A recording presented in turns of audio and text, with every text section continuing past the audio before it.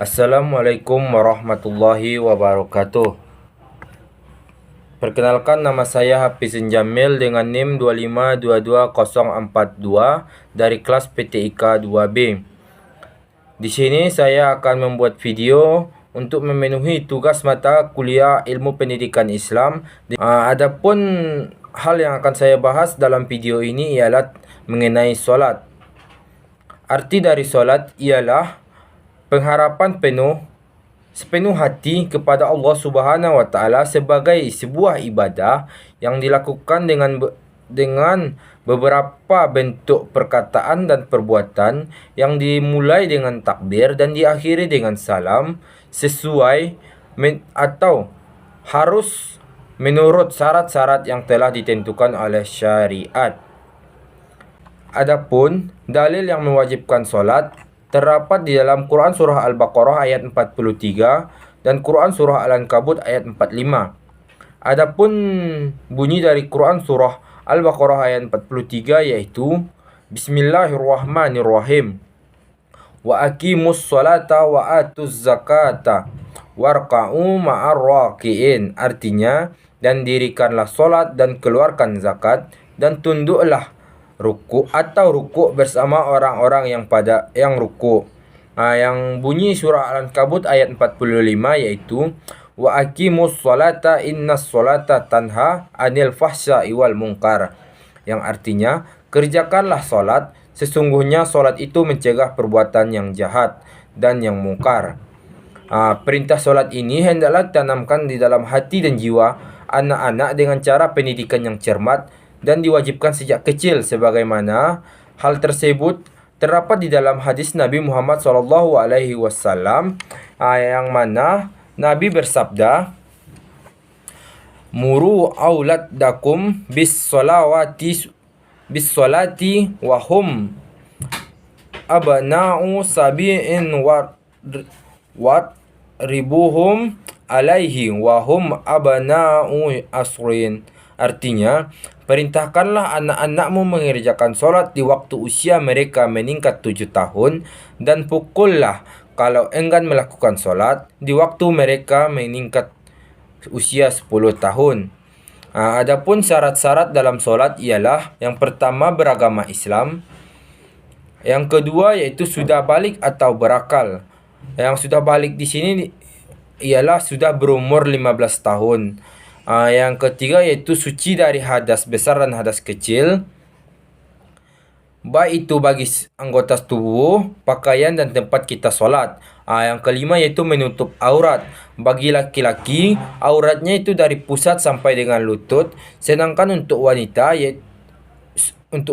auratnya itu seluruh anggota badannya kecuali muka dan kedua telapak tangan. Yang keempat yaitu masuk waktu yang telah ditentukan untuk masing-masing solat. Jadi kita harus solat sesuai dengan waktunya. Solat zuhur yaitu waktu zuhur, solat asar di waktu asar, dan solat maghrib di waktu maghrib atau setelah matahari tenggelam. Yang ketujuh yaitu menghadap kiblat. Jadi untuk melaksanakan solat kita harus menghadap ke arah kiblat, yaitu ke arah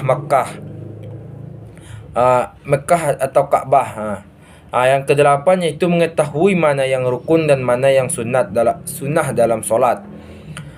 Materi berikutnya itu rukun-rukun solat. Yang pertama yaitu niat. Sebelum melakukan solat kita harus berniat sesuai dengan solat yang kita lakukan. Yang kedua yaitu takbiratul ihram. Yang ketiga yaitu berdiri tegak bagi yang mampu. Jika tidak bisa berdiri, kita bisa duduk, dan jika tidak bisa duduk, maka kita bisa berbaring bagi yang sakit ataupun tidak mampu. Yang keempat yaitu membaca surah Al-Fatihah pada tiap-tiap rakaatnya. Yang kelima yaitu rukuk dengan tumaninah. Jadi yang dimaksud dengan tumaninah di sini itu berhenti sejenak. Yang keenam yaitu iktidal dengan tumaninah. Yang ketujuh sujud 2 kali dengan tumaninah. Yang kedelapan duduk antara 2 sujud dengan tumaninah.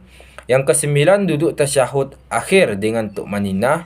Yang kesepuluh membaca tasyahud akhir Yang ke-11, membaca salawat Nabi pada tasyahud akhir. Yang ke-12, membaca salam. Yang ke-13, tertib atau berurutan mengerjakan rukun-rukun tersebut.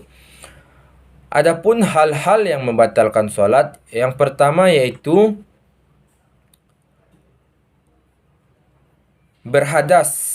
Yang kedua yaitu terkena najis yang tidak termaafkan.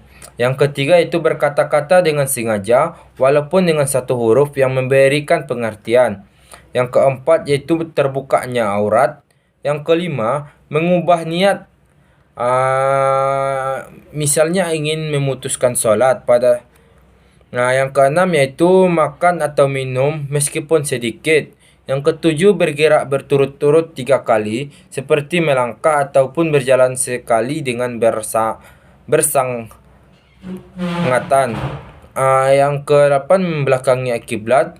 Yang ke-9 menambahkan rukun yang berupa perbuatan dari rukun-rukun yang telah ditetapkan. Yang ke-10 yaitu tertawa terbahak-bahak dalam solat. Yang ke-11 yaitu mendahului imam.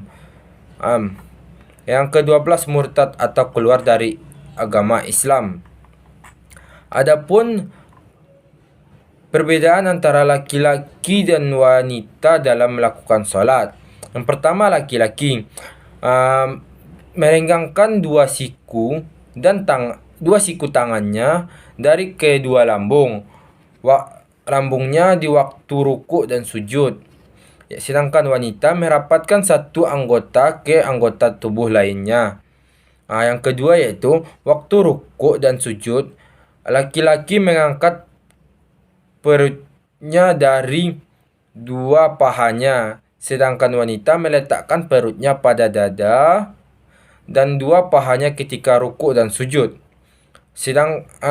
Kemudian perbedaan yang ketiga yaitu laki-laki menyaringkan suaranya atau bacaannya di tempat yang keras, sedangkan wanita merendahkan suaranya atau bacaannya di hadapan laki-laki lain, yakni yang bukan muhrim. Yang keempat yaitu aurat laki-laki dalam solat yaitu dari pusat sampai dengan lutut, sedangkan aurat wanita yaitu seluruh bagian tubuhnya kecuali muka dan kedua telapak tangan. Hal-hal yang mungkin dilupakan dalam melakukan solat adalah sebagai berikut. Yang pertama, lupa melaksanakan yang fardu. Yang kedua, lupa melaksanakan hal-hal yang sunnah. Itulah penjelasan dari saya mengenai materi solat. Adapun jika ada yang salah dalam penjelasan materi saya, itu merupakan salah dari saya sendiri karena manusia merupakan tempatnya khilaf ataupun salah. Yang benar dari Allah Subhanahu wa taala. Saya akhiri dengan Assalamualaikum warahmatullahi wabarakatuh.